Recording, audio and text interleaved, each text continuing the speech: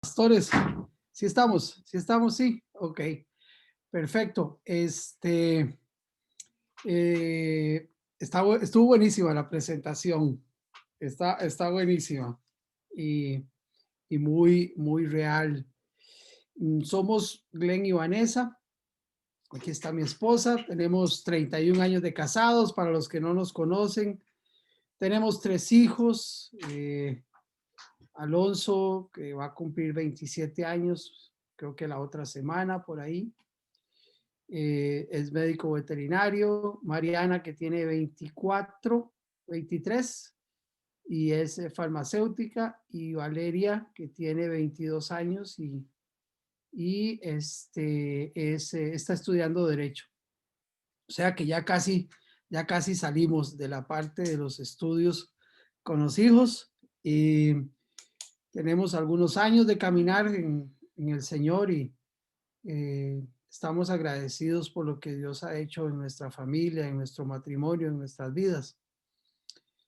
Hoy he querido venir y presentarme delante de ustedes así como estoy, con gorra de trabajo, como ando rutinariamente, porque yo quisiera que este tema que podamos tocar hoy, o el tema generalmente cuando se habla de finanzas y se habla de decisiones, eh, que ustedes no se vayan a sentir o que nosotros no nos sintamos aludidos, que si el Señor nos habla es porque Dios tiene algo que nosotros, para nosotros y que nosotros tenemos que tratar de cambiar o de mejorar.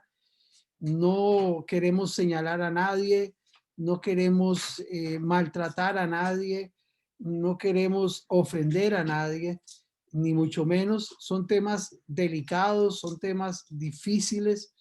Si algo he aprendido en estos años que hemos tratado de estudiar un poco de finanzas y de enseñar sobre ese tema, es que es un tema difícil, que es un tema complejo, que es un tema que a veces no nos gusta tocar y, y bueno,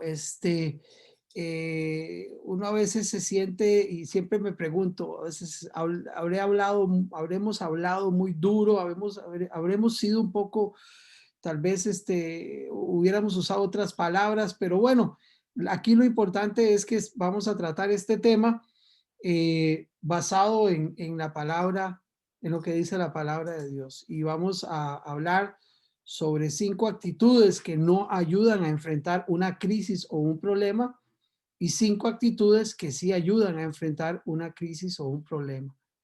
Vamos a estar en el libro de Primera de Samuel, en el capítulo 17, con una historia, un relato bíblico que todos conocemos, que es el enfrentamiento de David con Goliat.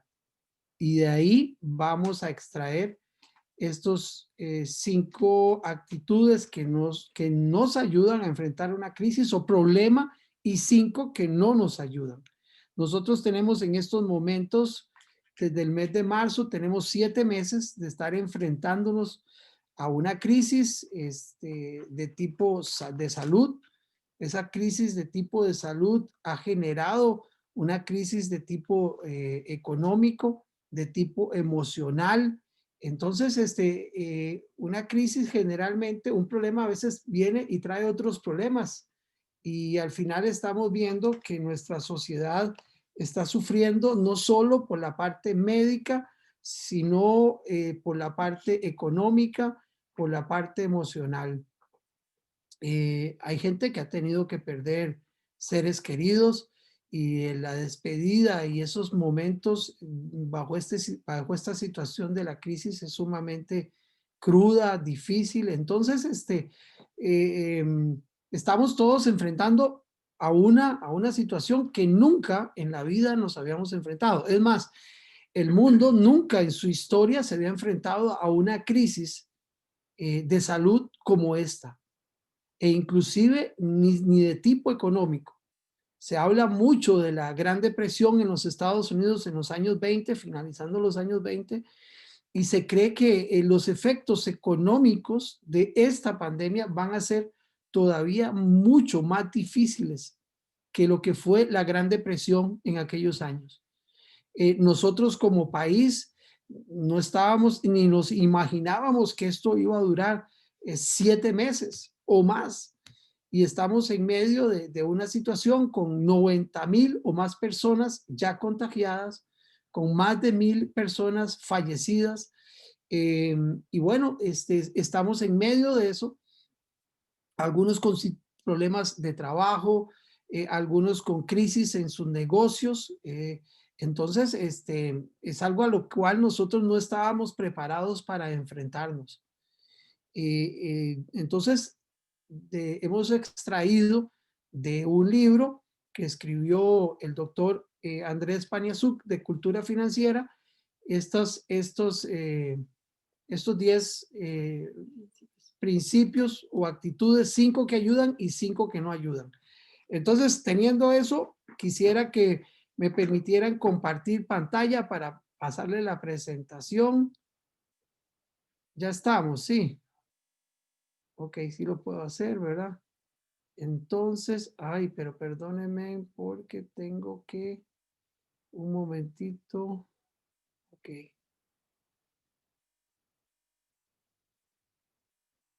ok. Entonces, aquí vamos. Ok, ya estamos, sí.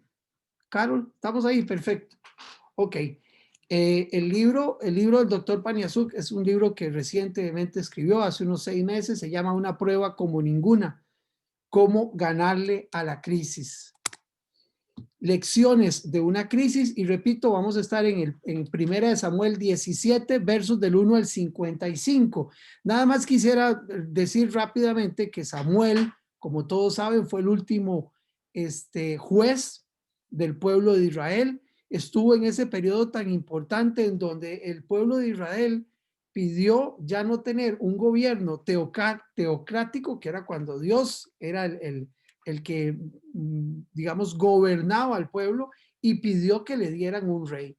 Y Samuel era el último juez y pasó en ese periodo, y Dios lo mandó escogió el Señor a Saúl a que lo ungiera, y posteriormente a David, y de ahí siguió el periodo de los reyes, ¿verdad? Que hubo en Israel y en el reino de Judá y en el reino de Israel, en el reino del norte y en el reino del sur. Pero básicamente eso fue digamos, lo trascendental, lo muy trascendental del papel de Samuel. Y entonces yo quisiera que pudiéramos ir a leer unos versos. Es un poco, tal vez, un poquito largo, pero quisiera que lo leyéramos para que pudiéramos meternos dentro de la historia, de la narración. Entonces vamos al capítulo 17, verso 1, y leo para ustedes. Los filisteos juntaron sus ejércitos para la guerra y se congregaron en Soco, que es de Judá, y acamparon entre Soco y Aseca, en Efes Damín. También Saúl y los hombres de Israel se juntaron y acamparon en el valle de Ela, y se pusieron en orden de batalla contra los filisteos. Y los filisteos estaban sobre un monte a un lado, e Israel estaba sobre otro monte al otro lado, y el valle estaba en medio de ellos. Nada más quisiera aquí hacer una acotación importante. Los filisteos fueron enemigos por siempre de los israelitas. Cuando llegaron a la tierra de Canaán se convirtieron en unos enemigos, y a este pueblo estuve averiguando, y en sus orígenes se le llamó el pueblo que vino del mar. Y bueno, fue un pueblo que se fue desarrollando y tuvo serios enfrentamientos con los israelitas. Algún momento ganaron los filisteos, en otro tiempo ganaban los israelitas, pero bueno, ahí se van a enfrentar, están en el valle, cada uno en una loma, ahí frente a frente. Y dice el verso 4, salió entonces del campamento de los filisteos un paladín, el cual se llamaba Goliat de Gat, y tenía de altura 6 codos y un palmo, y traía un casco de bronce en su cabeza y llevaba una cota de malla, y era el peso de la cota 5,000 ciclos de bronce. Sobre sus piernas traía grebas de bronce y jabalina de bronce entre sus hombros.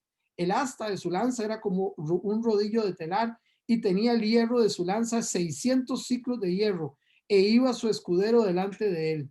Y se paró y dio voces a los escuadrones de Israel, diciéndoles: ¿para qué os habéis puesto en orden de batalla? ¿no soy yo el filisteo y vosotros los siervos de Saúl? Escoged entre vosotros un hombre que venga contra mí. Si él pudiera pelear conmigo y me venciere, nosotros seremos vuestros siervos, y si yo pudiere más que él y lo venciere, vosotros seréis vuestros siervos y nos serviréis.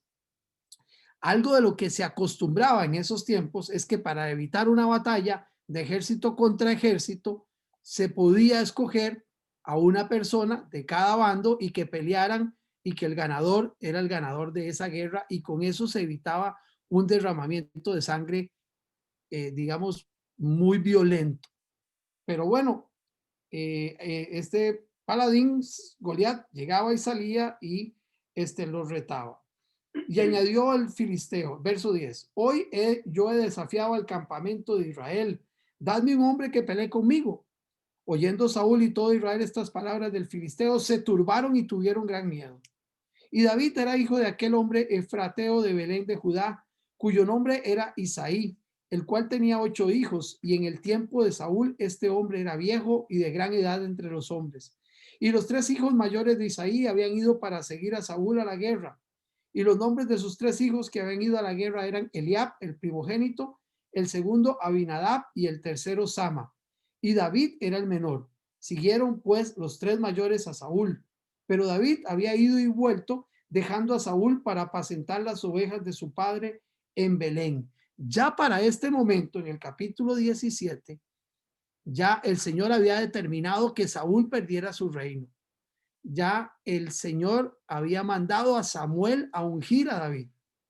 Y David iba, y acuérdense que cantaba, tocaba el arpa y entonaba canciones, y eso calmaba a Saúl, el espíritu de Saúl lo calmaba, y entonces por eso este verso dice que él iba y venía, iba a donde Saúl y regresaba a cuidar las ovejas con su familia. En esas estaba David cuando se da este hecho de esta batalla. Verso 16. Venía pues aquel filisteo por la mañana y por la tarde, y así lo hizo durante 40 días. Y dijo Isaí a David su hijo, toma ahora para tus hermanos una efa de este grano tostado y estos 10 panes, y llévalo pronto al campamento a tus hermanos. Y estos 10 quesos de leche los llevarás al jefe de los 1000. Y mira si tus hermanos no están buenos, están buenos, y toma prenda de ellos. Y Saúl y ellos y todos los de Israel estaban en el valle de Ela, peleando contra los filisteos. Se levantó pues David de mañana, y dejando las ovejas al cuidado de un guarda, se fue con su carga como Isaí le había mandado, y llegó al campamento cuando el ejército salía en orden de batalla y daba el grito de combate. Y se pusieron en orden de batalla Israel y los filisteos, ejército frente a ejército. Entonces David dejó su carga en su mano en la mano del que guardaba el bagaje, y corrió al ejército. Y cuando llegó, preguntó por sus hermanos si estaban bien. Mientras él hablaba con ellos, he aquí aquel paladín que se ponía en medio de los 2 campamentos, que se llamaba Goliat, el filisteo de Gat, salió de entre las filas de los filisteos y habló las mismas palabras, y las oyó David. Verso 24. Y todos los varones de Israel que veían a aquel hombre huían de su presencia y tenían gran temor. Y cada uno de los de Israel decía, ¿no habéis visto a aquel hombre que ha salido? Él se adelanta para provocar a Israel. Al que venciere, el rey le enriquecerá con grandes riquezas y le dará su hija, y eximirá de tributos a la casa de su padre en Israel. Entonces habló David a los que estaban junto a él diciendo, ¿qué harán al hombre que venciere a este filisteo y quitar el oprobio de Israel? Porque ¿quién es este filisteo incircunciso para que provoque a los escuadrones del Dios viviente? Y el pueblo le respondió las mismas palabras, diciendo, así se hará al hombre que le venciere. Verso 28. Y oyendo hablar Eliab, su hermano mayor, con aquellos hombres, hablar a Eliab, su hermano mayor, con aquellos hombres, se encendió su ira en contra de David y dijo, ¿por qué has descendido acá? ¿Y a quién has dejado aquellas pocas ovejas en el desierto? Yo conozco tu soberbia y la malicia de tu corazón, que para ver la batalla has venido. David respondió, ¿qué he hecho yo ahora? ¿No es esto mero hablar? Y apartándose de él hacia otros, preguntó de igual manera, y le dio el pueblo la misma respuesta de antes.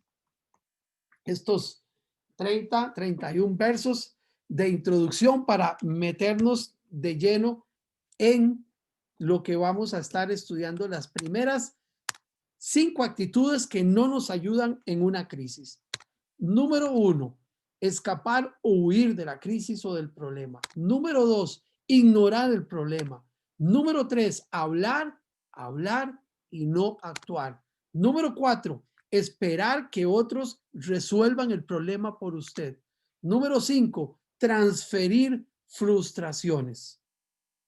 5 actitudes que no nos ayudan en el momento en que nosotros tenemos que enfrentar una crisis. Así que vamos a empezar. ¿Qué pasaba con el asunto del ejército de Israel? Y que tenían un gran problema. Ese problema medía, dicen que 6 codos o qué sé yo, 2 metros y pico, pesaba como 300 libras, tenía un armamento terrible. Ese problema se llamaba Goliat. Y ellos tenían ese problema ahí. Goliat salía y los retaba y nadie aparecía. Todo mundo estaba temeroso, todo mundo estaba nervioso, pero el punto aquí principal es que ellos veían a Goliat, pero nadie quería enfrentarse al asunto. Y yo creo que eso nos lleva a nosotros a pensar que cuando nosotros tenemos un problema, nosotros no podemos escapar. Nosotros no podemos huir del problema. Vea el verso 11 lo que dice. Cuando Saúl y los israelitas lo escucharon, quedaron aterrados y profundamente perturbados. Yo sé que los problemas o las crisis a nadie nos gusta. ¿A quién le gusta tener un problema o una crisis? A nadie. Y las crisis nos dan miedo, nos dan temor. Las crisis a veces nos ponen nerviosos, nos ponen tensos. Y vea inclusive lo que dice la otra, el otro verso.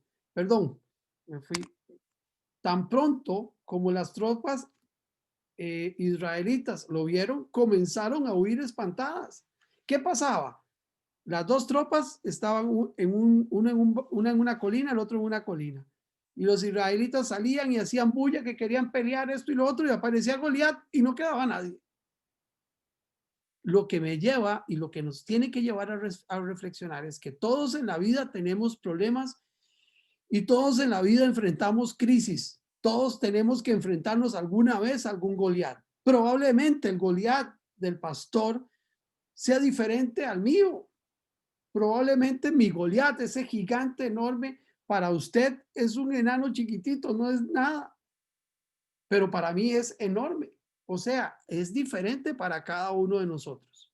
Lo que quiero es recalcar y decir, amigo, si usted está pasando una crisis, si usted tiene algún problema, tenga la seguridad que todos tenemos que enfrentarnos a esos Goliat y a esos problemas en el caminar de nuestra vida. Jesús decía que en el mundo tendríamos aflicción, por supuesto. Y la aflicción viene disfrazada de como usted quiera ponerle, como usted quiera ponerle, pero viene la aflicción. Ahora Jesús decía, bueno, pero confiad en mí porque yo he vencido al mundo. Ahora, los problemas, usted puede huir, pero entre más huya usted del problema, más se va a alejar de la solución. Y donde usted vaya huyendo del problema, déjeme decirle que usted se va a llevar ese problema con usted. Ahora, yo sé que los problemas son feos, son dolorosos, son duros, muchas veces nos generan vergüenza, muchas veces nos inmovilizan, nos congelan, pero ahí están. Huir del problema no es la solución. Repito, donde usted quiera que vaya huyendo del problema, el problema va a ir con usted. Huir nunca ha sido una solución a un problema. Número 2, ignorar el problema. Vea lo que dice el verso del 8 al 10. Dice, entonces Goliat se detuvo y gritó mofándose de los israelitas.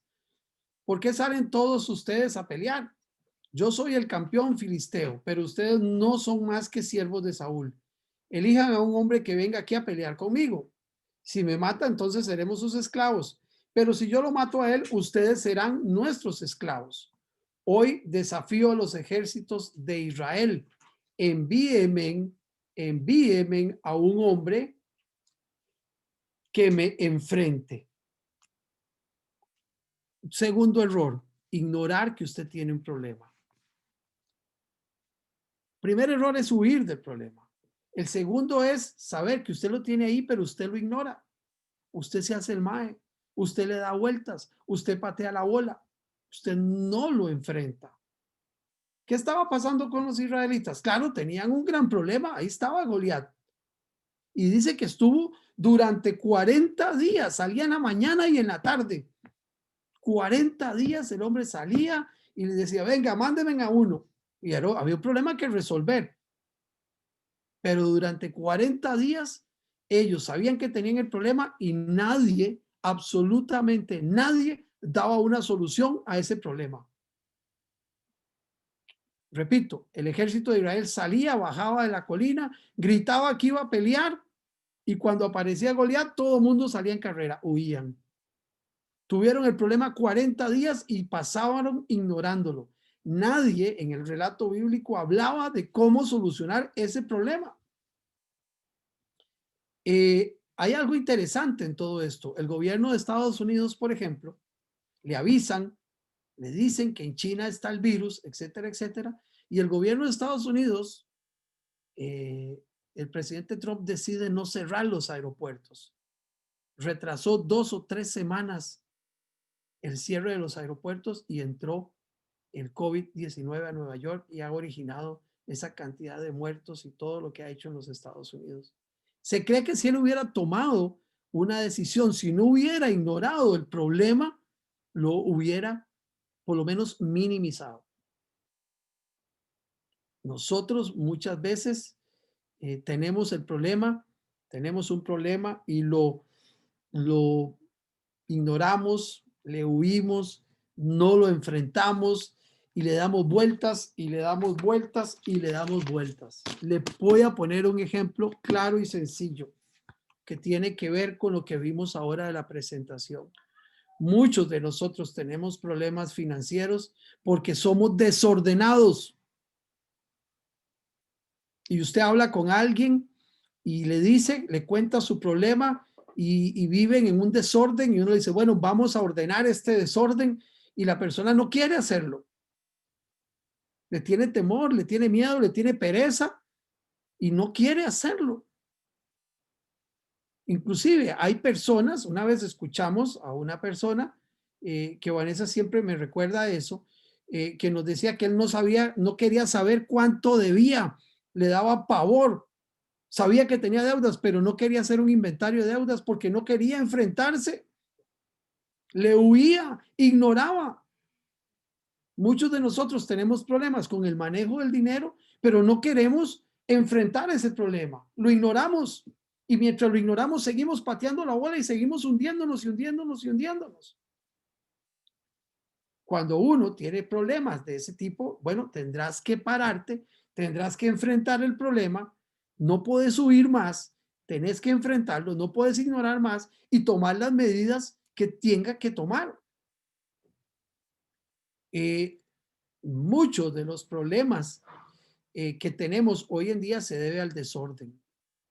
Y yo quisiera decirles con todo respeto, Dios es un Dios de orden.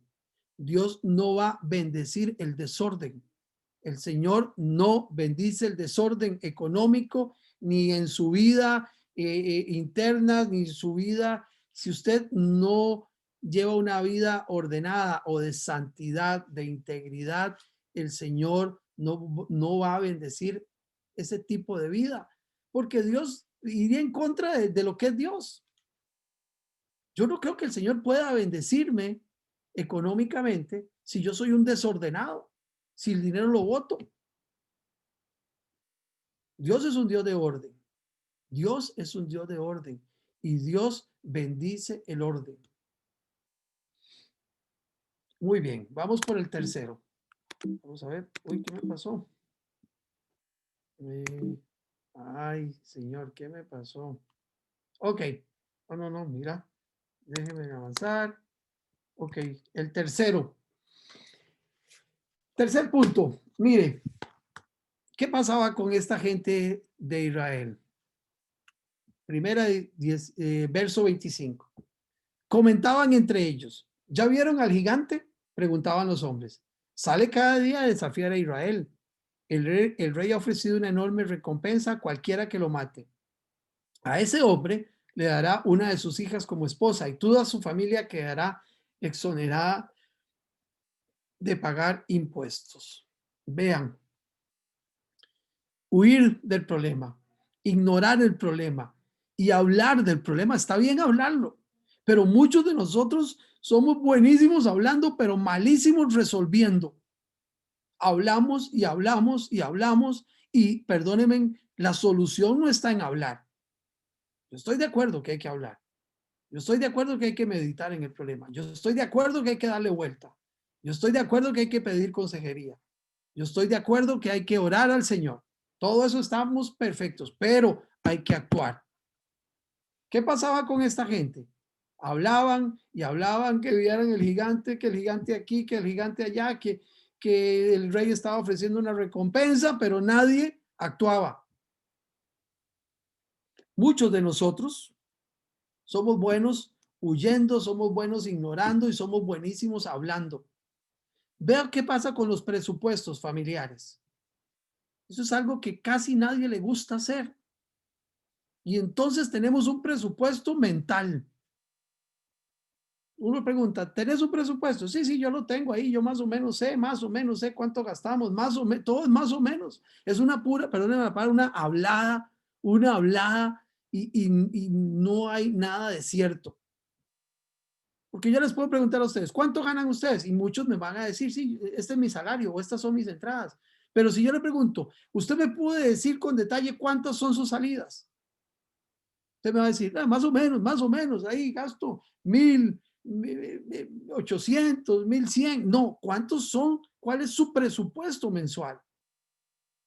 ¿Y sabe por qué la gente no se averigua cuántos son sus salidas?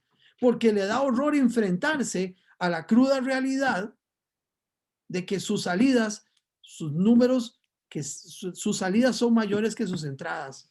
Y vas a estar en números rojos y vas a tener que empezar a corregir. Ya vas a tener que dejar de ignorar, de huir y dejar de hablar. Vas a tener que actuar.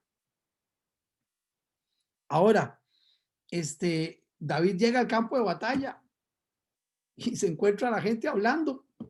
Todo el mundo hablando y comentando, todo el mundo hablando y comentando, y nadie, absolutamente nadie, tomaba las medidas para enfrentar el problema. Vamos a ver ahora qué pasó. Okay. Muy bien. Cuarto punto. Esperar a que alguien resuelva el problema por usted. Ahí mismo en el verso 25. Ahí lo puse en negrita. El rey ha ofrecido una enorme recompensa a cualquiera que lo mate. A ese hombre le dará una de sus hijas como esposa y toda su familia quedará exonerada de pagar impuestos. Qué interesante. El rey Saúl, que era el responsable de esa situación, no hace nada. Ofrece a su hija y ofrece dinero para que alguien enfrente a Goliat, para que alguien le solucione el problema. Usted puede contratar un contador, usted puede contratar un economista, usted puede tener consejeros, perfecto, todo eso está muy bien, pero el problema es suyo, usted es el que tiene que enfrentarlo. Nadie más va a resolver el problema por usted. Yo entiendo y creo en lo que dice la palabra, que el Señor va como poderoso gigante delante de nosotros. Sí, yo lo creo, por supuesto, pero el problema lo tengo que enfrentar yo.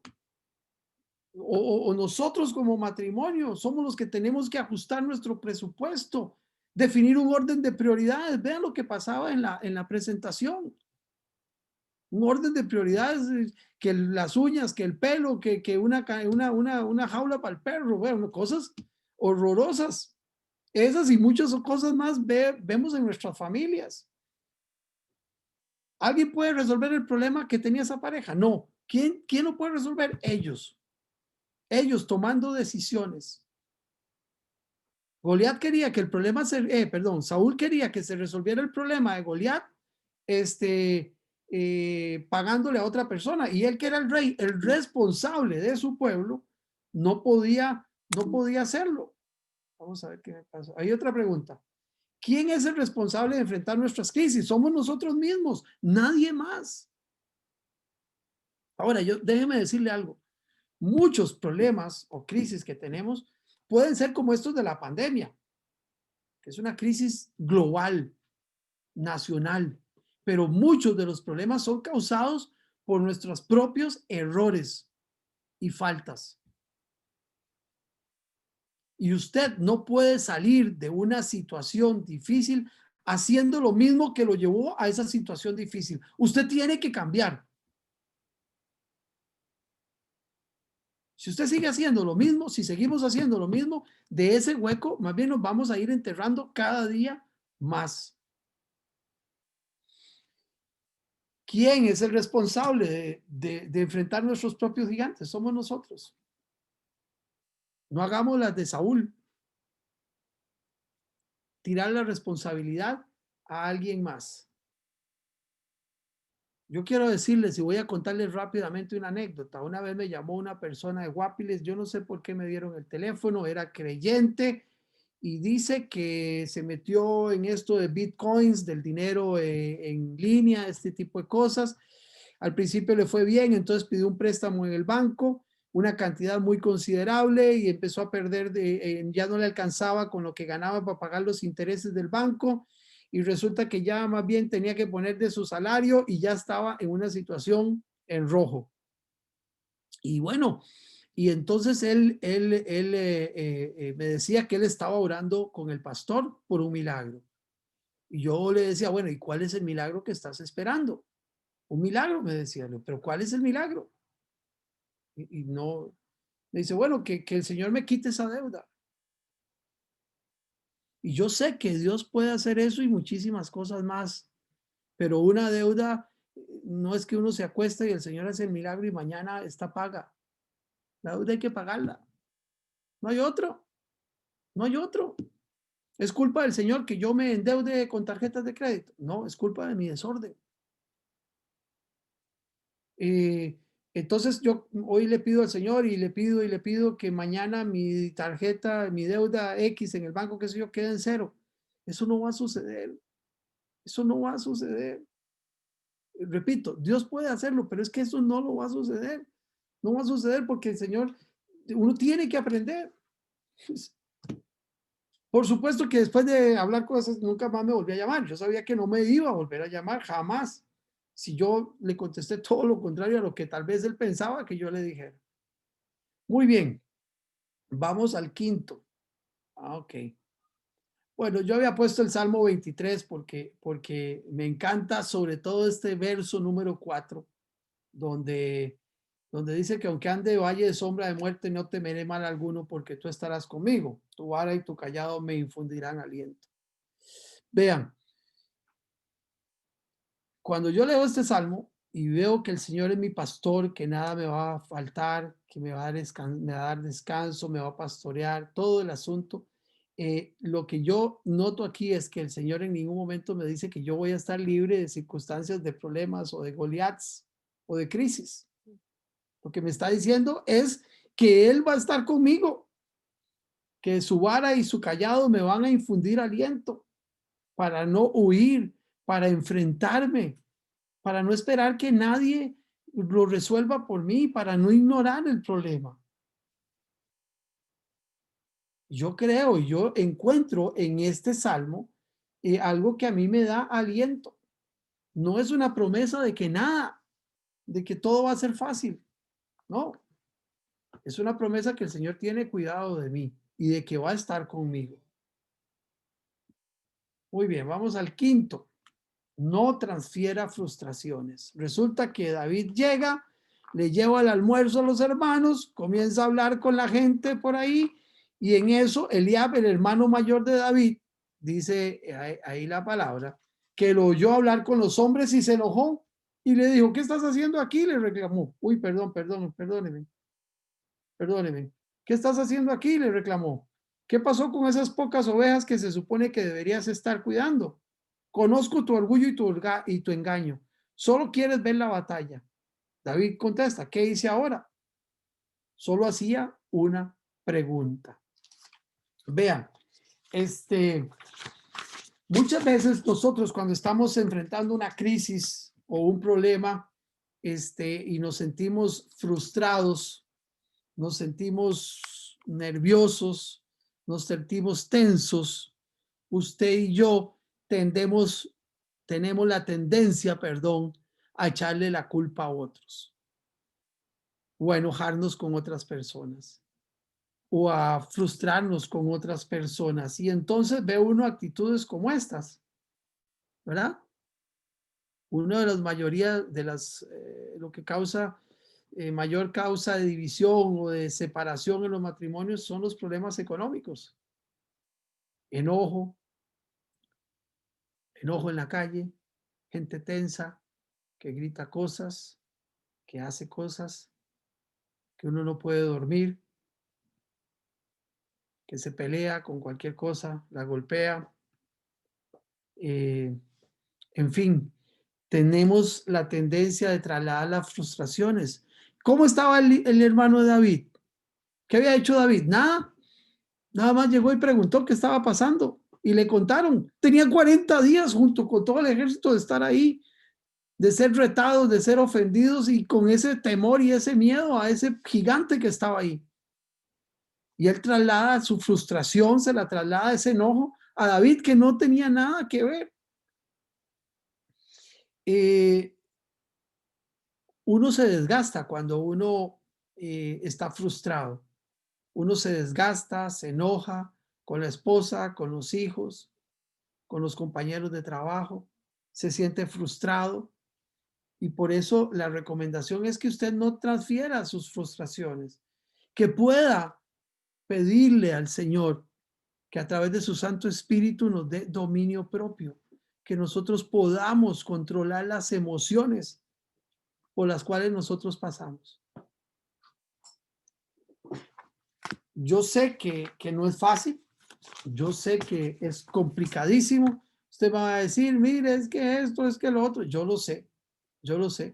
Pero la recomendación es que no escape usted del problema, que no lo ignore, que no hable del problema, deje de hablar, actúe, que no espere que otro lo resuelva por usted. Y 5, no transfiera las frustraciones. Quisiera aprovechar este espacio, esta primera parte, para si usted tiene alguna pregunta o algún comentario, lo pudiésemos hacer antes de pasar a las 5 actitudes que sí se pueden hacer o se deberían de hacer cuando tenemos algún problema o alguna crisis o alguna circunstancia. ¿Alguien tiene algo de comentar o preguntar? Siéntase en la confianza. O si no está de acuerdo también, perfectamente.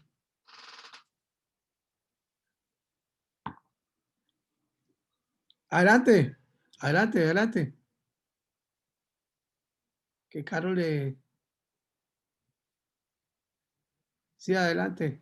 La pantalla de Marta. Ajá. Sí, muy buenas noches, Glenn y su esposita. Gracias. Mi nombre es Alex Lara. Sí, señor. Mi pregunta sería con respecto al punto que usted tocaba de que el Señor en el Salmo 23, que Sí, Él nos iba a señor. acompañar. Digamos, en este caso, si hay una deuda, ¿cuál sería, digamos, el patrón a seguir? ¿Se ora? ¿Y qué más se puede hacer? Bueno, vea, yo recomiendo lo siguiente. Si uno tiene una deuda, lo primero que uno tiene que organizar es organizar su presupuesto y organizar el presupuesto y presupuestar la deuda, es decir, incluirla dentro del presupuesto.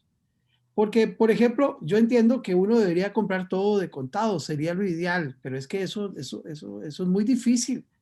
Comprar un lote, comprar una casa, no, eso es muy, muy difícil. Entonces, uno puede adquirir una deuda que esté dentro del presupuesto. Es decir, usted tiene la opción de comprar una casa de 1,000 colones o de 2,000 colones. Ok, si usted puede comprar la de 1,000 porque esa se ajusta a su presupuesto, entonces adquiera la deuda. ¿Sí me entiende? El problema es que nosotros compramos la de 2,000 y pagamos un mes, 2 meses y al tercero ya no podemos pagar porque está fuera de nuestro presupuesto. Entonces, ok, ¿cuál es mi recomendación? Mi recomendación es que uno tiene que primero que tener un plan de control de gastos, que es lo que recomendamos en cultura financiera. Y un plan de control de gastos, lo podemos hablar otro día, se hace recogiendo la información de cuáles son nuestros gastos durante un mes. Entonces yo tengo una agenda y todos los días voy a apuntar mis gastos.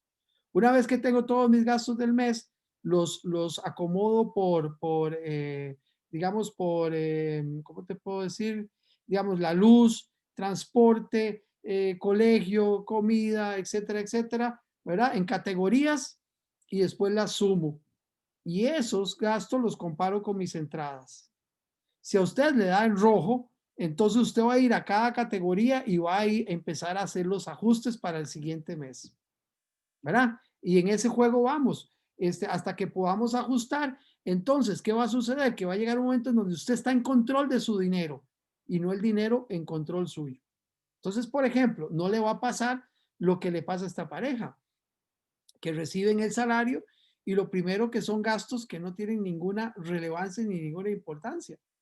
O sea, son importantes para ellos, pero ¿qué tiene que ver las uñas? ¿Qué tiene que ver el perro? ¿Y qué tiene que ver el pelo? O sea, son gastos que perfectamente se podrían reducir o quitar para que el presupuesto se ajuste. Ahora, mi recomendación es exacto. O sea, y si uno no pudiese pagar la deuda, vaya y negóciela, vaya y hable, vaya y llegue a algún acuerdo con el acreedor y dígale cómo usted puede pagarla para que pueda salir adelante. A mí me llamó mucho la atención porque hace un tiempo vino un pastor a hablar conmigo y me decía sobre una deuda y ¿qué hacía? Le digo, bueno, ok, era con una tarjeta de crédito, vaya y la negocia. Él quería pagarla. Entonces él fue y les propuso un tipo de pago. Aquí ella llegó a un acuerdo y ahí la está pagando. O sea, yo creo que eso es lo que uno tiene que hacer. Porque si usted ignora el asunto, si usted le huye, y no vas y hablas, porque si usted me debe, vea, por ejemplo, si vos me debieras a mí 1,000 pesos y no me has pagado nada y venís un día y me decís, vea, Glenn, yo puedo pagarle 50 pesos por semana, ¿qué voy a preferir yo? ¿Que me pagues eso o que no me pagues nada? Yo voy a preferir que me pagues eso. Ahora, si están los intereses y esto y lo otro, anda y los negociás. Al menos este pastor le tenían una cuenta ahí de intereses, él fue y negoció y dijo, no, yo le pago la deuda principal. Y llegó a un acuerdo con la gente, con los acreedores. Entonces, yo creo, sí, que hay que presupuestarse, hay que ordenarse y hay que cumplir con la deuda, por supuesto que sí.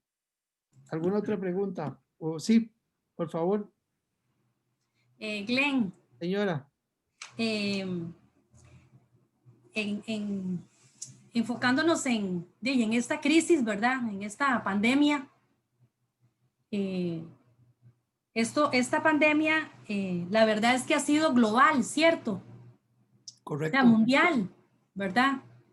Y pero, lo que yo digo es que el impacto que ha sucedido es personal, ¿cierto?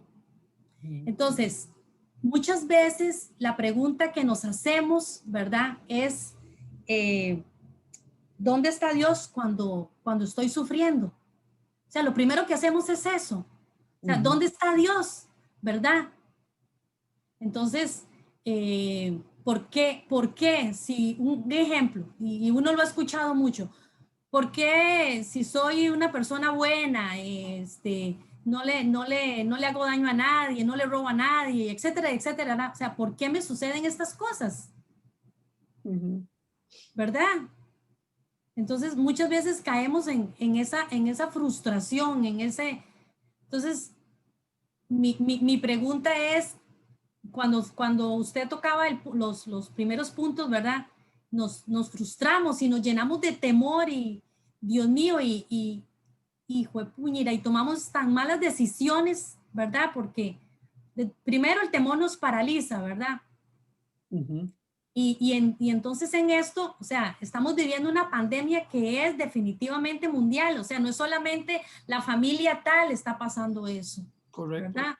Entonces, Dios mío,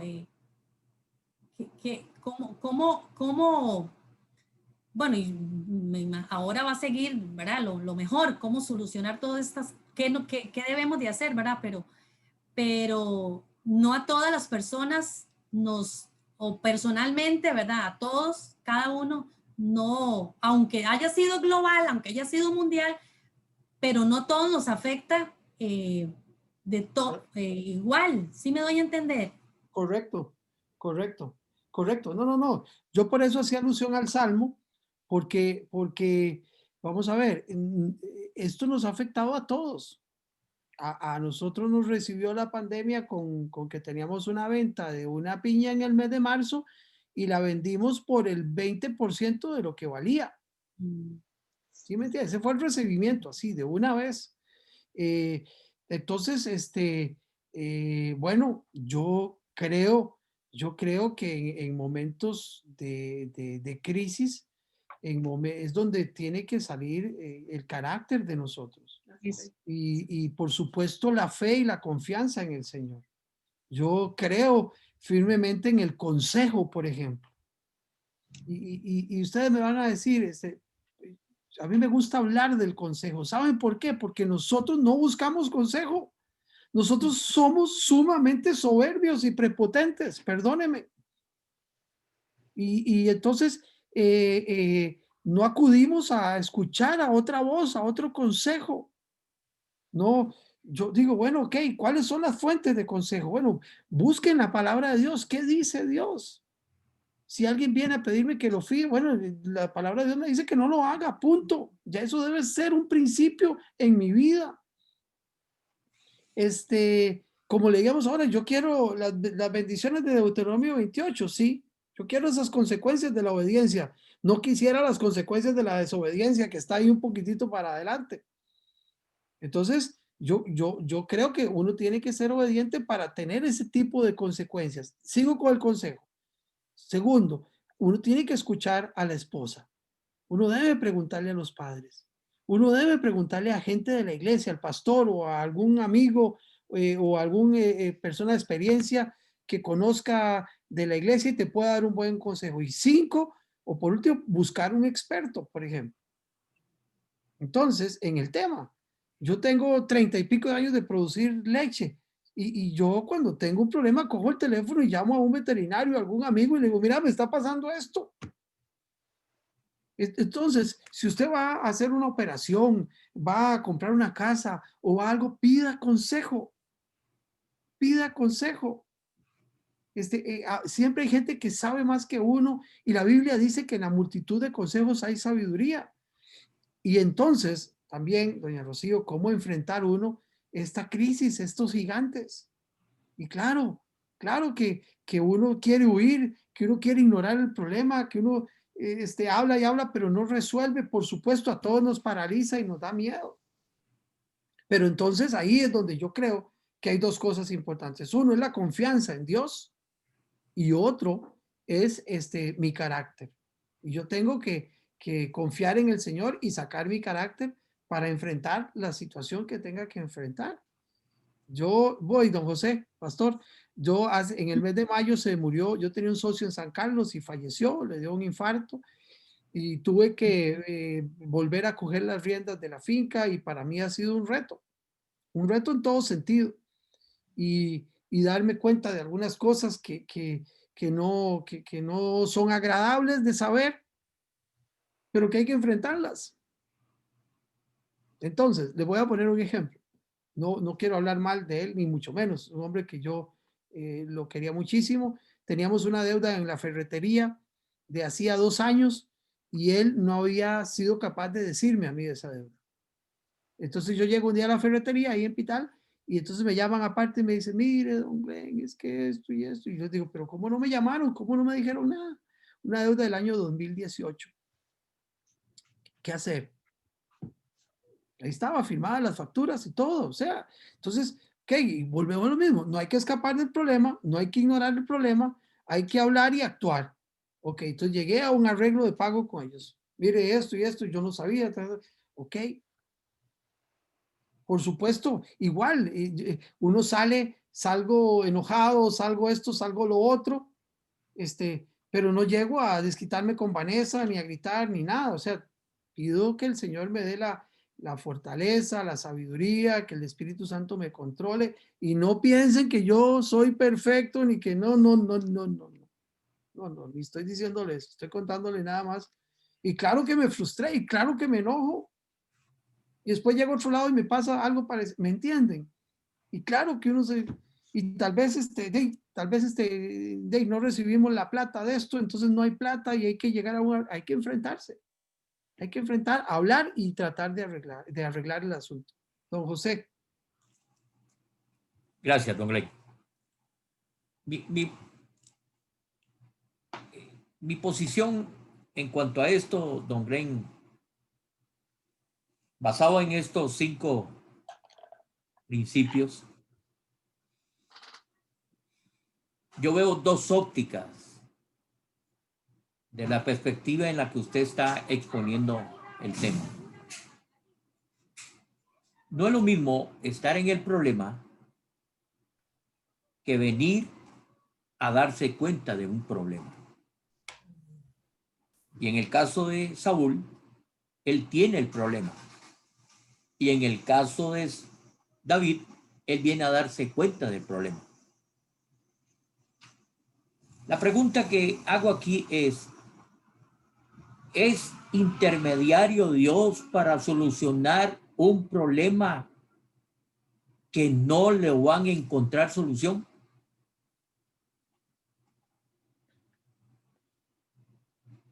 Yo sí creo yo sí creo que Dios interviene en la vida de uno. Claro que sí, José, claro que sí.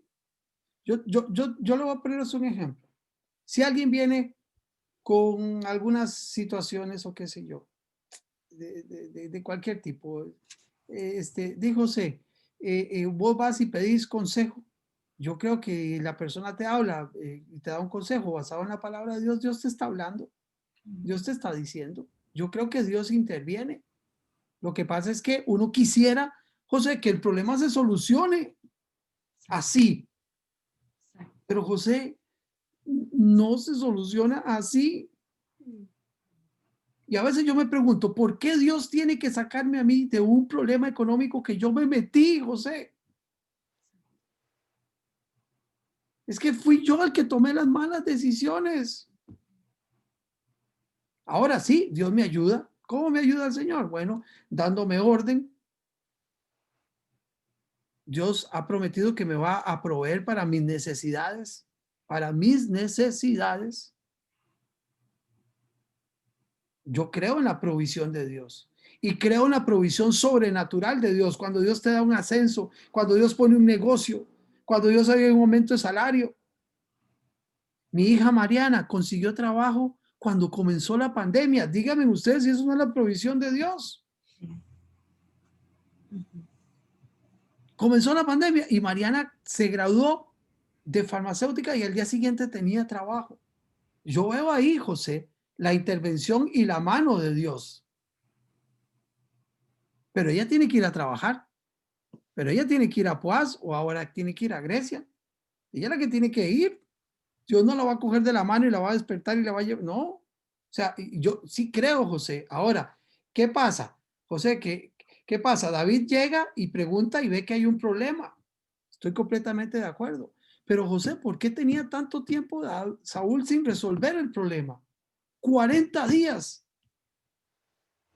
40 días tenía Goliat de estar saliendo, provocando, molestando, y nadie, ni siquiera, dice el relato, hablaban de algún tipo de solución.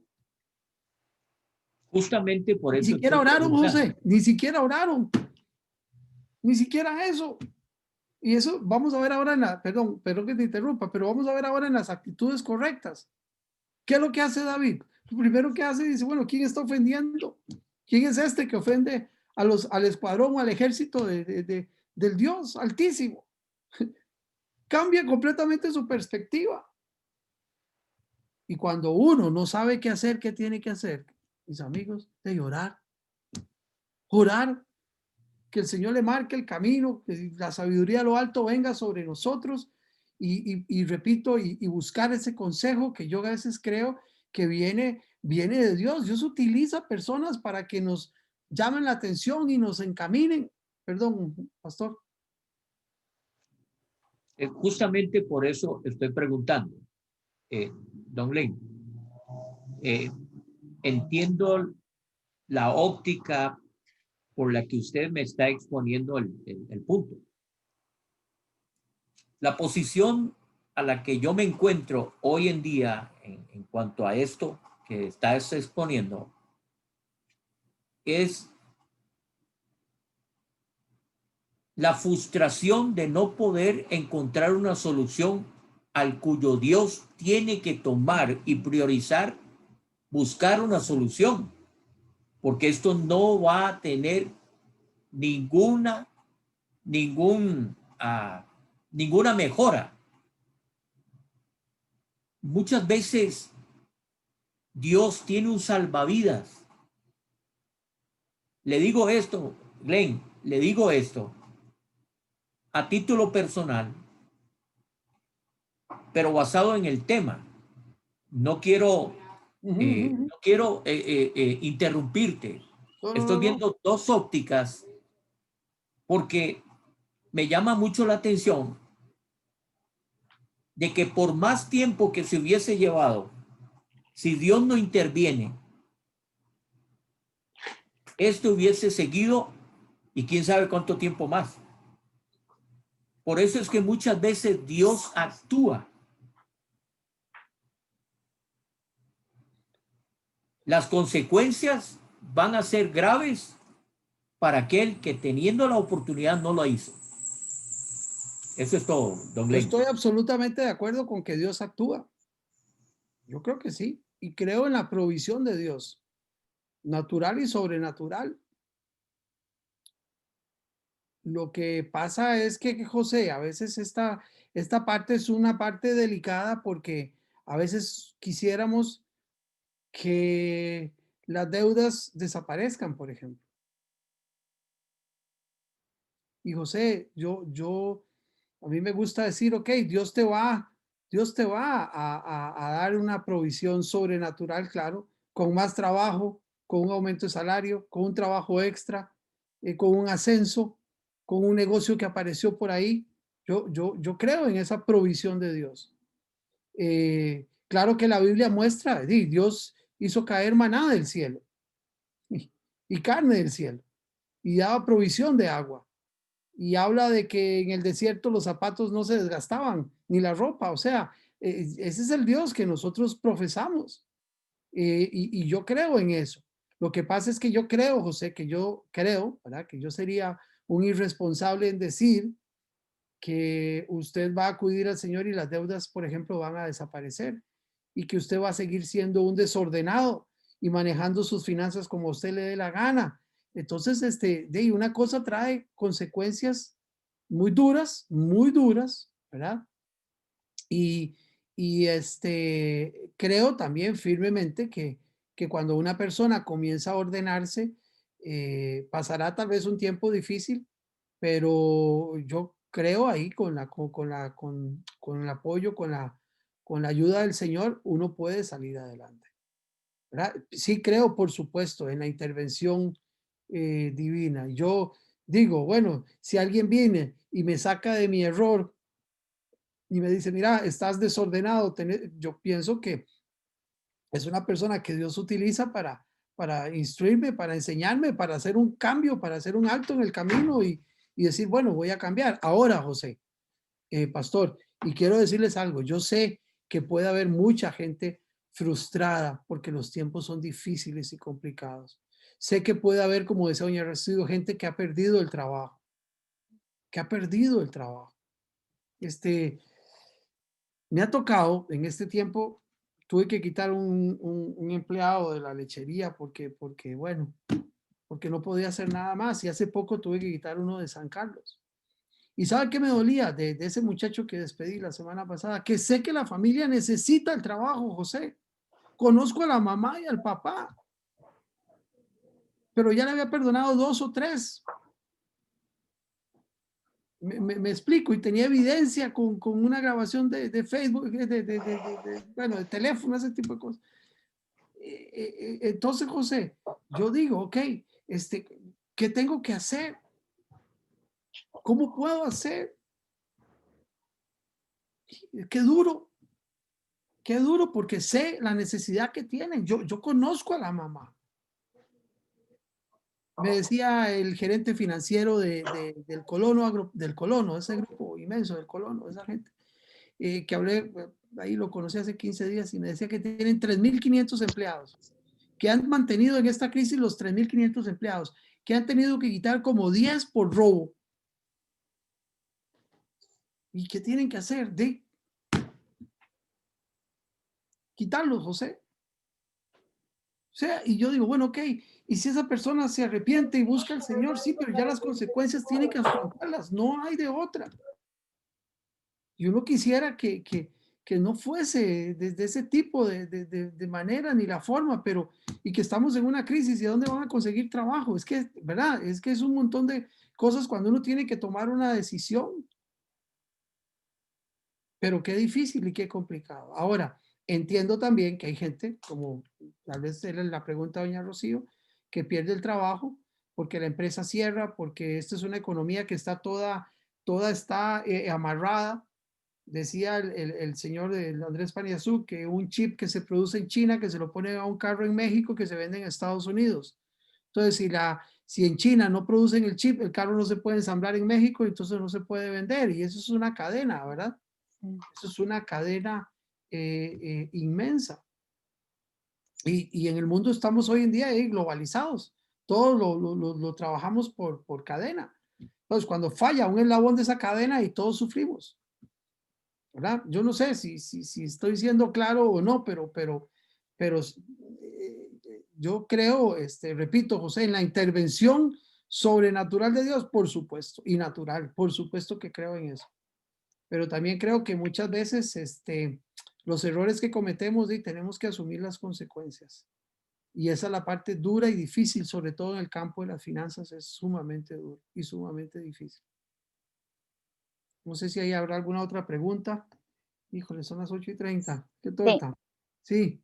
Carol. buenas Ah, noches. no. Bueno, perdón. ¿Alguien? Buenas noches, sí, mi nombre es Grinset, mucho gusto. Ah, igual, Yo igual. solo que, Sí, sí, señora. solamente así brevemente un pequeño aporte Sí, en señora. esto de la crisis, ¿verdad? De la crisis financiera, de la crisis que enfrentan las familias. Yo quiero contar una obra portentosa que el Señor hizo en medio de mi casa. Nosotros estuvimos con un gigante llamado desempleo, año y 8 meses. Nos tomó de imprevisto. Es algo que usted no se espera.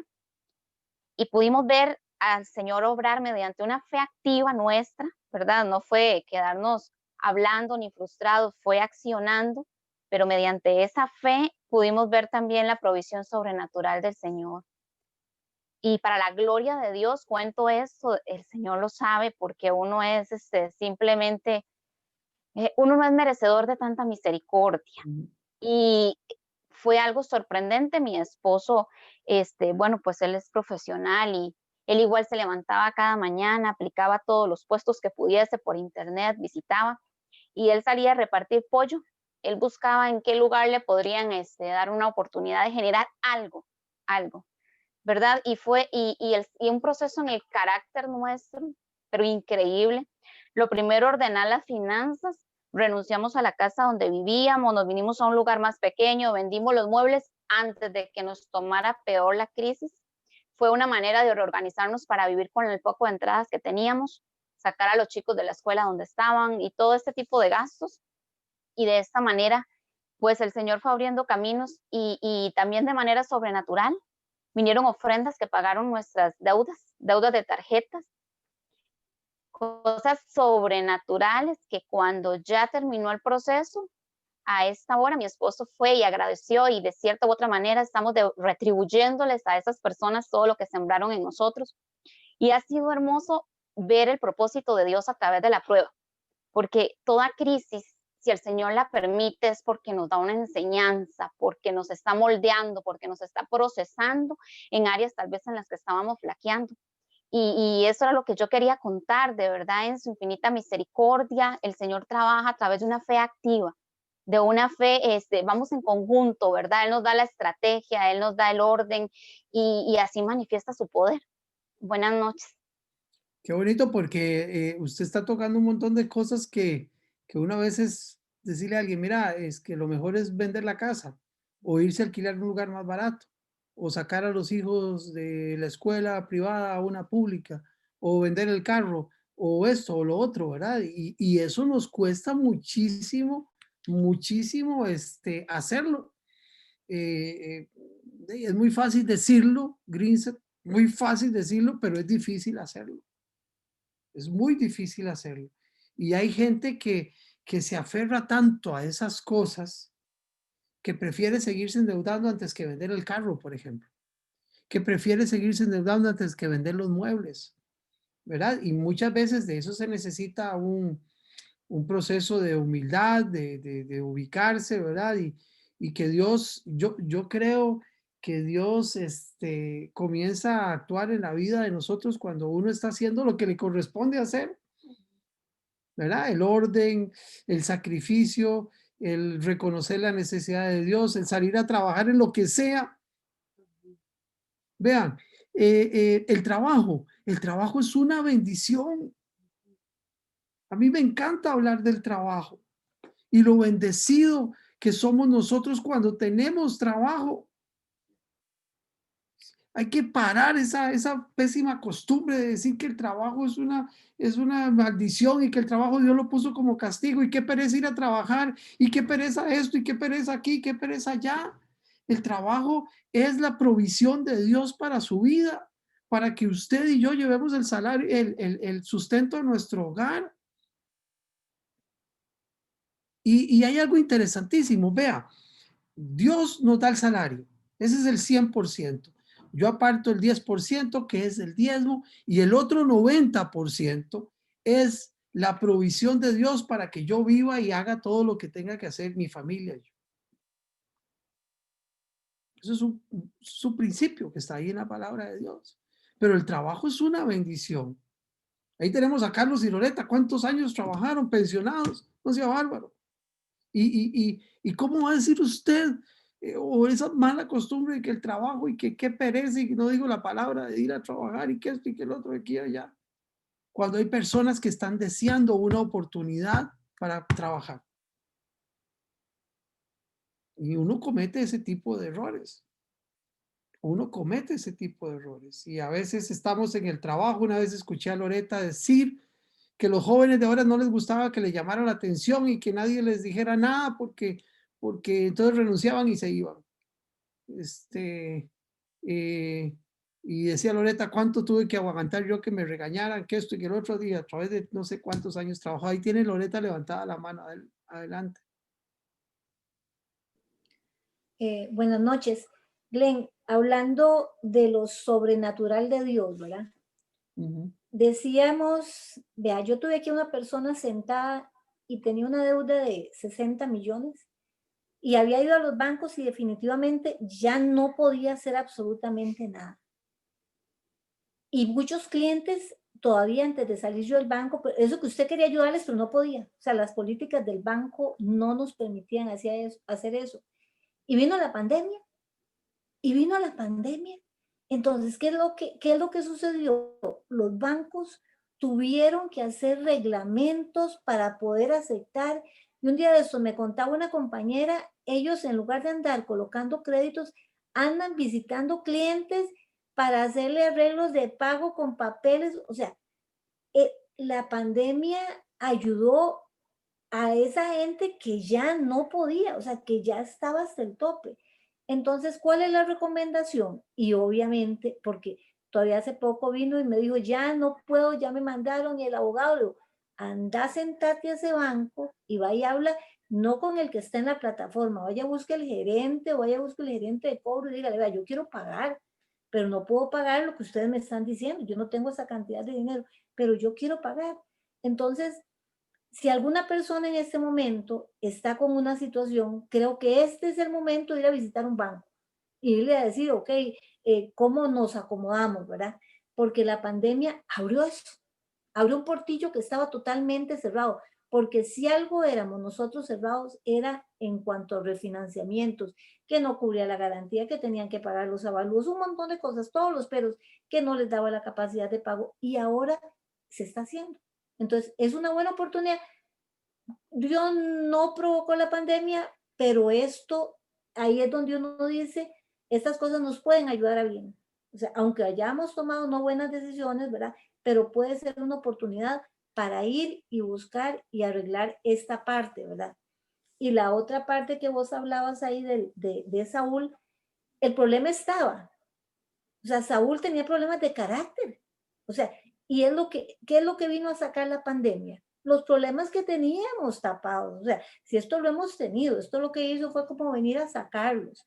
Si cuántos años tenemos nosotros, Glenn, en la iglesia se dio un curso de finanzas y la gente no oyó.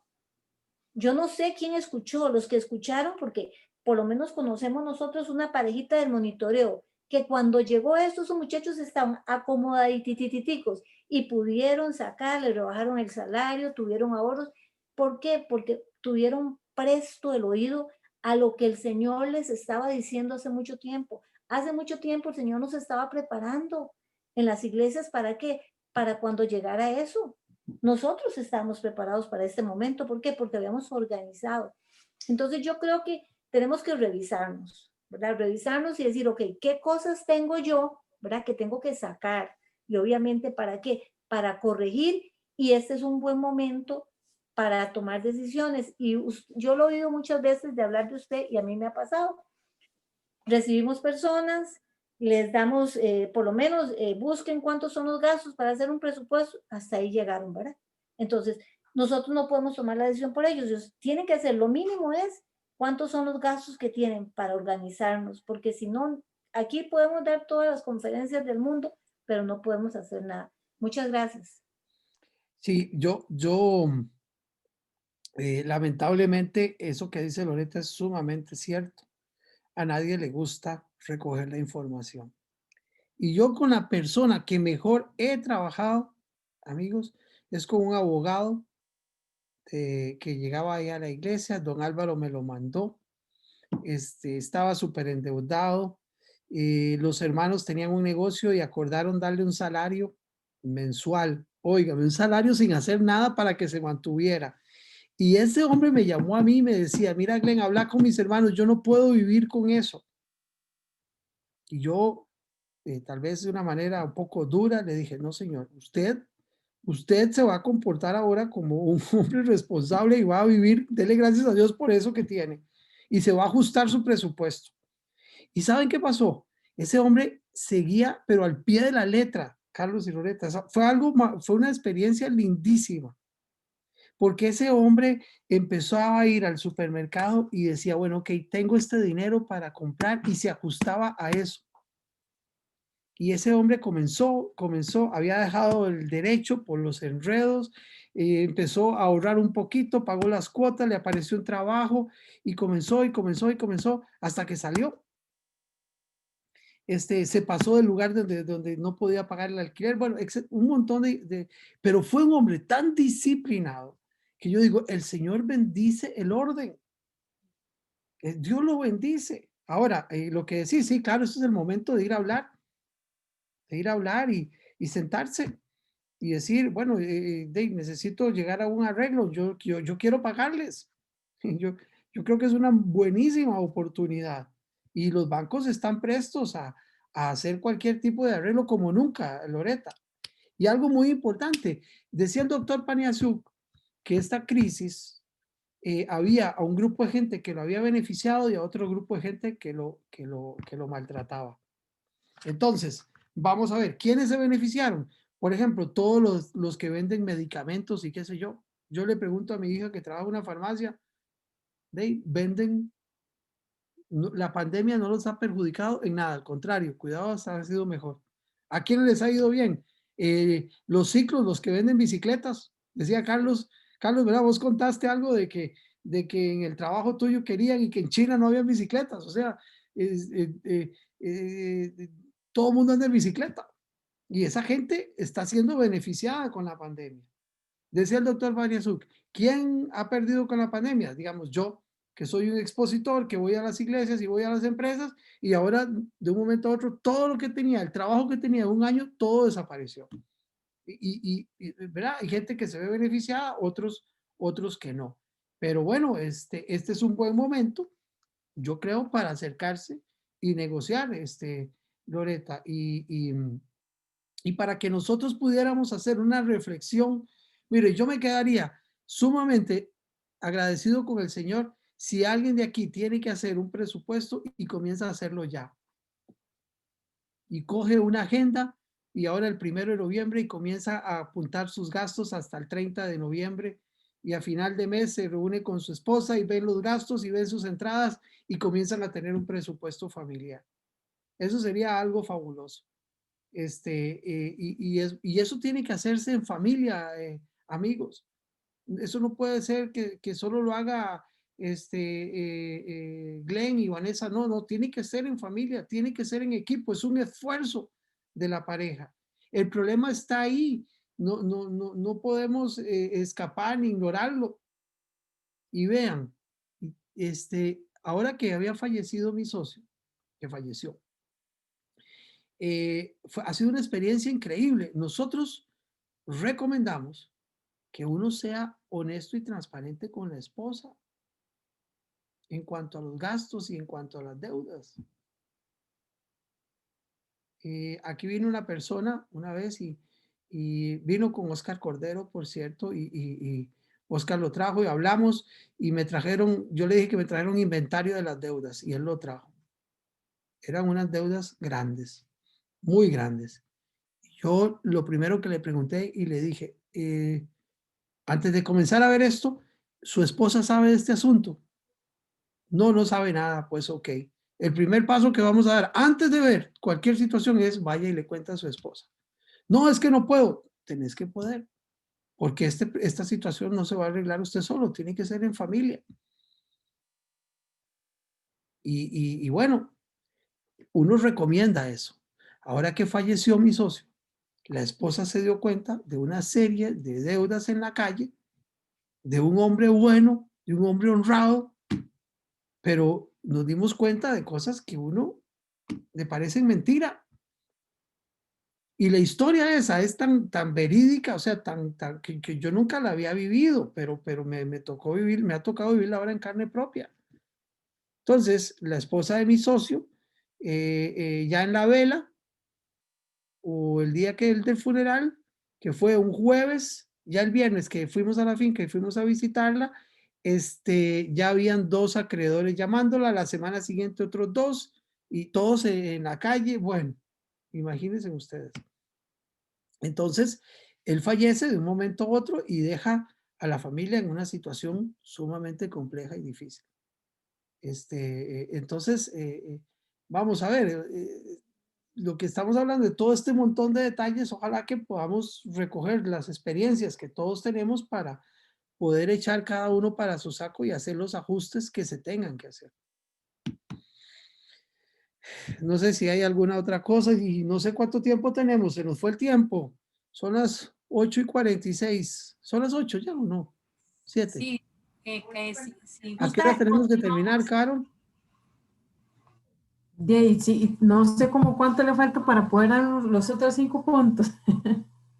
¿Cuánto tiempo disponemos? No sé, puede ser como hasta las 9. 14 minutos. Vea, si quiere vamos a hacer una cosa. Si quiere yo los voy a poner ahí y los dejamos para otra ocasión, porque yo creo que no creo que tenga la capacidad de hacerlo en 14 minutos. Yo se los pongo ahí, nada más los digo y los dejamos. Tal vez en otra ocasión me vuelven a invitar, hacemos un repaso rápido y terminamos con los cinco actitudes que tenemos que tener, si a ustedes les parece. Ahí después podemos seguir conversando sobre este asunto. Qué torta, se nos pasó más bien, nos fuimos del tiempo. Bueno, perfecto. Entonces, no escape del problema, no lo ignore, actúe, no espere que otro lo resuelva por usted y no transfiera frustraciones. Muy bien. 5 actitudes que sí ayudan en una crisis. Número 1, actuar bajo principios. ¿Cuáles principios? Los principios eternos. Los principios que están en la palabra de Dios. Sí, uno no puede actuar si no tiene principios, si no tiene esos valores, porque si no vas a hacer cosas que son incorrectas y no vas a actuar con integridad y con honestidad. Hay que actuar bajo principios. Número 2, actuar con fe. Lo hablábamos ahora. Nuestra mirada tiene que estar puesta en el Señor. Número 3, ya lo voy a tocar con David. Actuar por nosotros mismos. Actúe por usted mismo, no actúe como lo hace otra persona. Usted puede imitar a alguien, pero hágalo a su estilo, en su forma. Probablemente la manera de resolver mi situación, mi problema es diferente a la de Alberto, a la de Carol, ¿verdad? Pero si uno actúa bajo principios, actúa con fe, entonces tiene que actuar por lo que uno considere. Vean qué vacilón. David, resulta que él dice que él se va a enfrentar, ¿verdad? Y entonces, ¿qué hizo Saúl? Le puso la armadura del rey. Imagínense el honor que era eso. Se la puso y David dijo, no, no, no, quíteme en esto. Yo no puedo trabajar con eso, no puedo ir a enfrentarme a ese gigante con esto, porque esto no es lo mío. Él no lo resolvió como Saúl quería que se resolviera, sino que lo resolvió a su manera, en su forma. Número 4, actúe previniendo complicaciones. El texto dice que David cogió 5 piedras y solo necesitó una. La pregunta es, ¿por qué llevaba 5? Decían los viejos de antes, ¿verdad? Nosotros, hombre precavido vale por 2. Uno siempre tiene que estar previniendo complicaciones. A mí me llama la atención cómo hay gente que hace números con los números alegres, Carlos.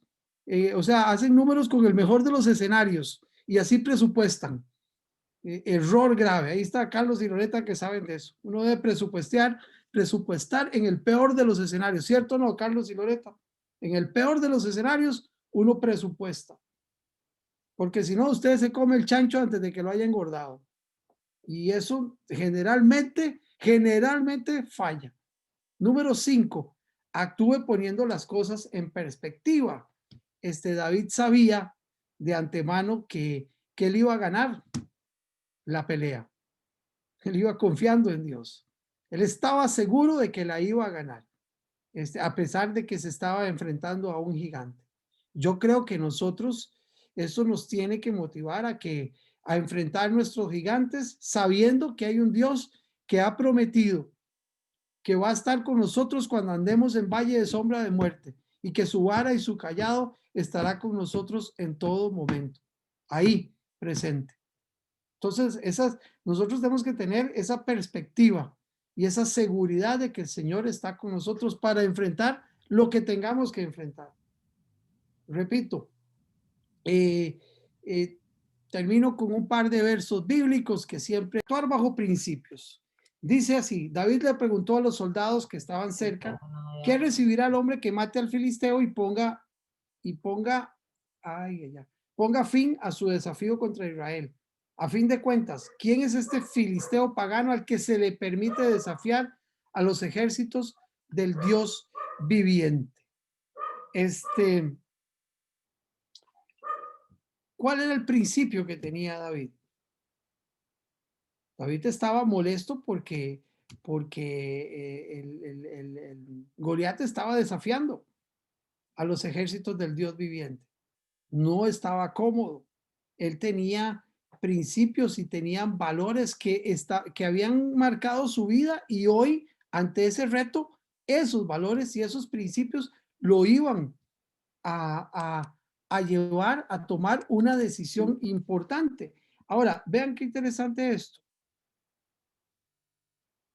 David tenía el principio claro. Nadie podría afrentar al ejército que representaba al Dios del cielo. Y tengo esta frase que dice, cuando uno enmarca correctamente sus problemas, puede encontrar las soluciones correctas. Para eso debes tener principios de vida que te lleven naturalmente al encuentro de esas soluciones. Tiene que haber principios que marquen y que rijan nuestra vida. Por ejemplo, si yo estoy en un problema económico y me ofrecen un negocio ilegal, yo no lo voy a hacer. Hay un principio en mi vida. O me dicen que compre algo robado, yo no lo voy a comprar. O me dicen que compre algo sin factura, yo quiero comprar con factura. O sea, son principios que tienen que regir mi vida. Ahora, hay algo que nosotros tenemos que tener esta perspectiva. David era un pastor, no era ni un teólogo, ni era un guerrero, ni nada, pero él sabía cómo actuar. ¿Por qué? Porque cuando uno tiene principios, los principios son como una brújula que apunta, puse ahí, hacia el norte. Si sabemos dónde está el norte, siempre vamos a poder navegar. Si uno sabe qué es lo que hace una brújula, señalar el norte. Porque si usted sabe dónde está el norte, va a saber dónde está el sur, dónde está el este y dónde está el oeste. Los principios tienen que marcar nuestra vida. Y nosotros en Cultura Financiera enseñamos algunos principios que deben de regir en nuestra vida. Vean qué interesante. Nosotros hablamos de los principios de la prosperidad integral y hablamos de 7 principios que otro día podemos hablarlos, pero el principio de la renuncia. ¿Quién soy yo y quién es Dios? Dios es el dueño y yo soy el administrador. El principio del contentamiento, estar contento y agradecido con Dios, sea cual sea mi situación. El principio de la paciencia, ser paciente, aprender a ahorrar primero y comprar después. No como ahora que compramos, compre ahora y pague después. El principio del ahorro, un principio que hemos perdido, que nuestros abuelos lo practicaron y nosotros lo hemos perdido. Ahora nosotros vivimos más bien bajo la tendencia de gastar, inclusive de gastar lo que no tenemos. El principio de la integridad, que nosotros seamos íntegros, quitar de nosotros, de nuestra vida, todo aquello que sea ilegal, que no sea correcto. El principio del amor y de la compasión, tener compasión, ayudar a otros, bendecirlos. El principio del dominio propio. El dominio propio es lo que me ayuda a controlar mis emociones. Hay gente que se pone llega a un lugar y no puede controlar la emoción de comprar. Viene el viernes negro, vienen ofertas de todo tipo y la gente no puede controlar y compra cosas que no necesita, dice la frase, con dinero que no tiene para tratar de impresionar a gente que poco le importa. Y nosotros podemos un día hablar de esos principios, pero son los que deberían de marcar nuestra vida. Y hay una gran diferencia entre principios y valores. Los valores son aquellas cosas que nosotros consideramos importantes en la vida. Pueden ser buenos o malos. Los principios no son ni buenos o malos, ni correctos o incorrectos. Los principios son siempre buenos, son siempre correctos. Una persona simplemente obedece o desobedece los principios. Y la palabra de Dios está llena de principios. Y yo tenía aquí el ejemplo que los valores son como los materiales de una casa. Usted puede tener los materiales correctos para construir la casa que usted quiere. Usted la puede hacer en ladrillo, la puede hacer en cemento, la puede hacer en madera, la puede hacer con un montón de materiales. Esos son digamos, lo que representarían los valores. Pero los principios son las normas y reglas que debemos de seguir para construir una casa que perdure. En el caso de nosotros, ¿verdad? Decía Jesús que el que escucha su palabra y la pone por obra lo va a comparar o lo va a considerar como el constructor sabio, ¿verdad? Que excavó en lo hondo, llegó al cimiento, a la roca sólida y construyó su casa. y vinieron vientos, lluvias, marea, etcétera, y nada la movió.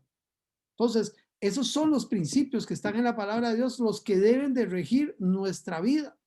Yo aquí le puse esos principios P, que son principios de la prosperidad integral, pero los principios que deben de regir nuestra vida son los principios que están en la palabra de Dios. Número 2, actuar con fe. David estaba cuidando las ovejas y las cabras de mi padre. Decía David lo siguiente. Voy a leer aquí. He estado cuidando las ovejas y las cabras de mi padre. Cuando un león o un oso viene para robar un cordero del rebaño, yo lo persigo con un palo y rescato el cordero de su boca. Si el animal me ataca, lo tomo de la quijada y lo golpeo hasta matarlo. Lo he hecho con leones y con osos y lo haré también con este filisteo pagano, porque ha desafiado a los ejércitos del Dios viviente. El mismo Señor que me rescató de las garras del león y del oso, me rescatará de este filisteo. Así que Saúl por fin accedió.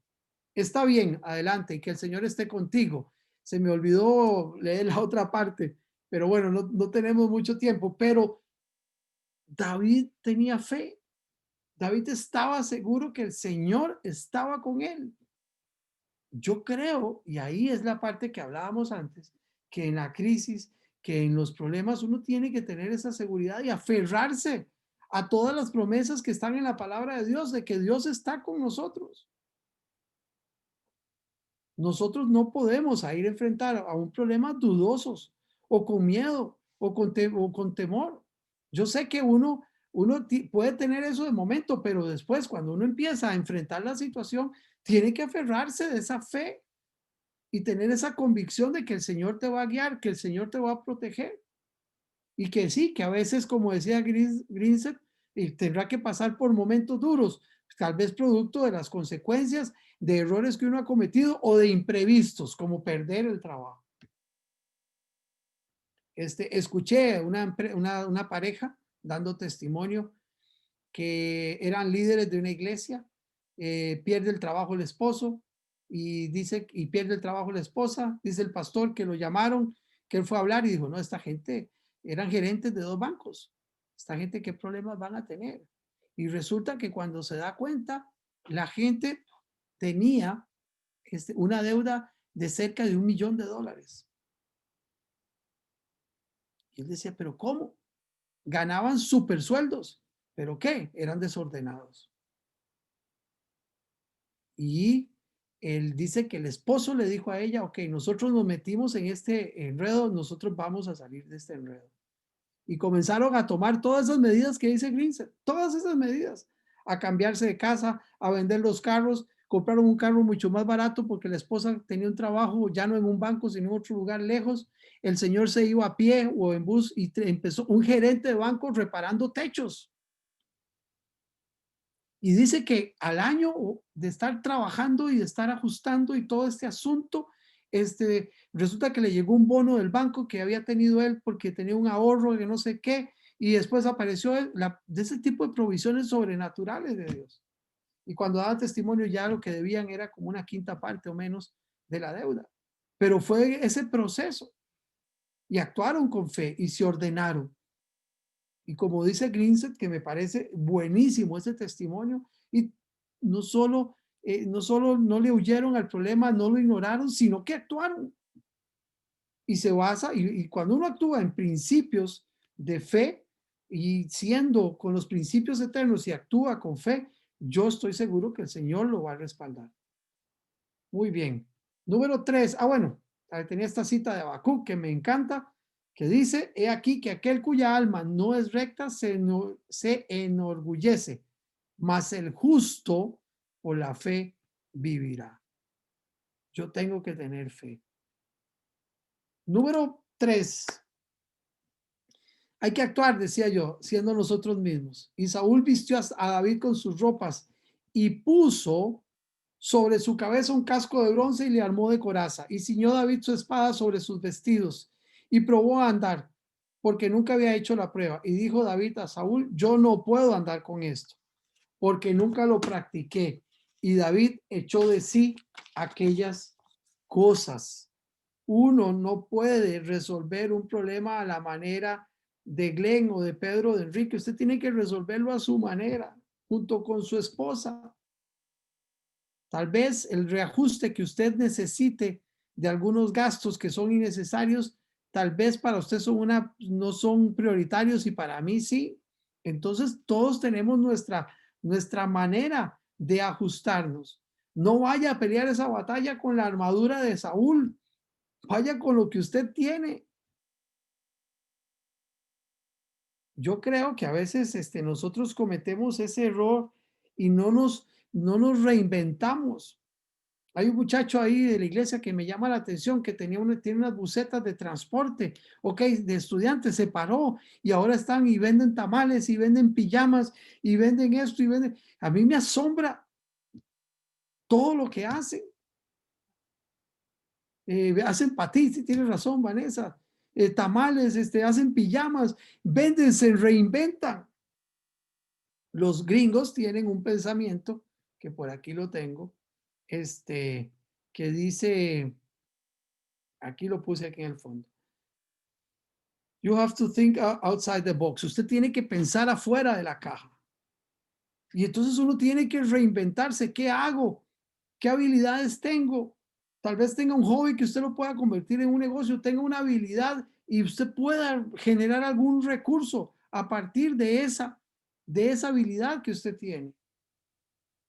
David sabía que tenía algo que resolver, pero no podía resolverlo como un guerrero. Tenía que resolverlo como él era, como un pastor de ovejas.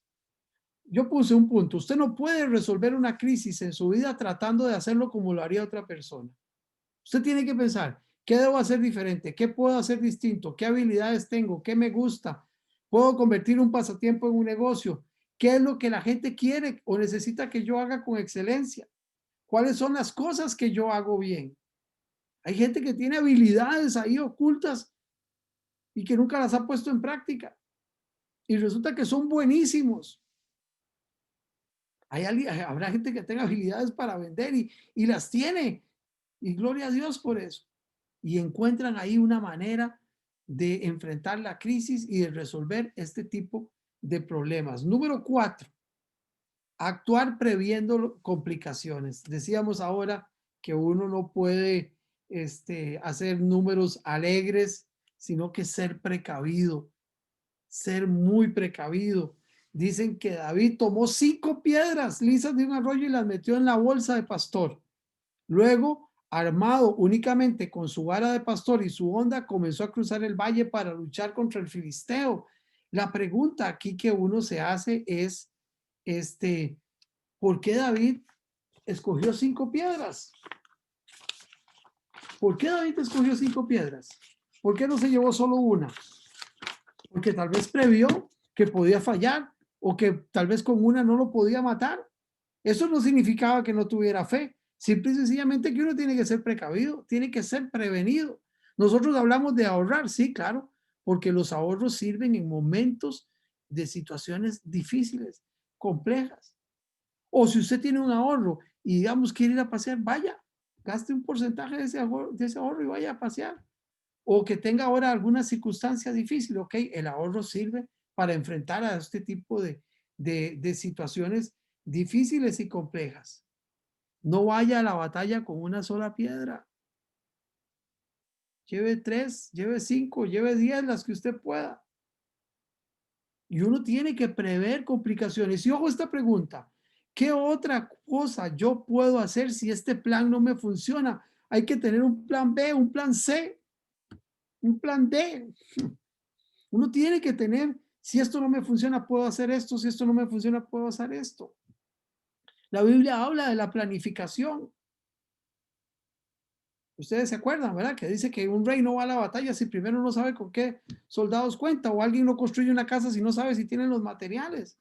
Pues bien, uno tiene que tener un plan y tiene que tener un segundo plan por si las cosas no funcionan. Hay que prever complicaciones y las complicaciones pueden venir de un momento a otro. Véanlo como nos agarró esta pandemia a nosotros. Yo creo que nadie nos imaginábamos esto. Yo me imaginaba que como al principio eran 1, 2 contagiados, esto y lo otro ya he visto en un mes, estamos listos, en 2 meses ya pasó y llevamos 7 meses. Y creo que no lo vamos a arreglar todavía hasta que no venga la vacuna. Y la vacuna, según nos dijo un doctor, a Vanessa y a mí, va a venir y al principio la van a aplicar en ciertos grupos de personas. Por ejemplo, primero a los que trabajan en los hospitales, segundo a los que tienen alguna enfermedad, diabetes, hipertensión, etcétera. O sea, va a ir como seleccionando los grupos de personas. O sea, no está tan fácil que esto se vaya a terminar de la noche a la mañana. Muy bien. Bueno, esta pregunta. ¿Qué es lo peor que puede pasar en medio de esta crisis si todo va mal? ¿Qué alternativas tengo si lo que quiero hacer no funciona? Creo que tenemos que pensar en alternativas, en situaciones que se nos puedan presentar. Por eso hay que prever complicaciones. Por eso cuando se hace algún plan de tipo económico o algún presupuesto, siempre se hace uno puede hacerlo bajo 3 puntos de vista. Carlos me corrige. Sobre el peor de las situaciones, sobre una situación intermedia y sobre la situación alegre, digamos. Pero siempre se debe tomar bajo el peor de las situaciones. Yo tengo que ir a enfrentar o hacer esto y esto y esto.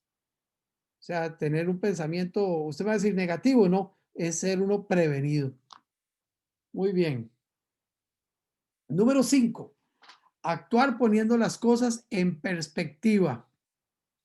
Vea lo que hizo David, le respondió al filisteo. Tú vienes contra mí con espada, lanza y jabalina, pero yo vengo contra ti en nombre del Señor de los ejércitos celestiales, el Dios de los ejércitos de Israel, a quien tú has desafiado. Hoy el Señor te conquistará y yo te mataré y te cortaré la cabeza. Y luego daré los cadáveres de tus hombres a las aves y a los animales salvajes. Y todo el mundo sabrá que hay un Dios en Israel. Todos los que están aquí reunidos sabrán que el Señor rescata a su pueblo, pero no con espada ni con lanza. Esta es la batalla del Señor y los entregará a ustedes en nuestras manos.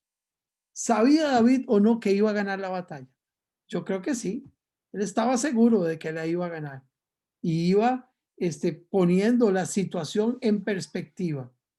Es decir, no es negar uno el problema, no es huirle, no. Es ponerlo en la perspectiva real, ir a enfrentarlo, pero poniendo la mirada y la confianza en el Señor y sabiendo que el Señor me va a ayudar, me va a dar la fortaleza, me va a dar el carácter, me va a dar la sabiduría para tomar las decisiones que tenga que tomar, me va a ayudar con el consejo que yo necesito, me va a ayudar abriéndome puertas o cerrándome puertas, me va a ayudar a tomar las decisiones que tenga que tomar, porque hay decisiones que uno tiene que tomar que, como decía Nisret, sí es, decisiones que son duras y difíciles, muy duras, muy complejas, que conllevan un gran sacrificio.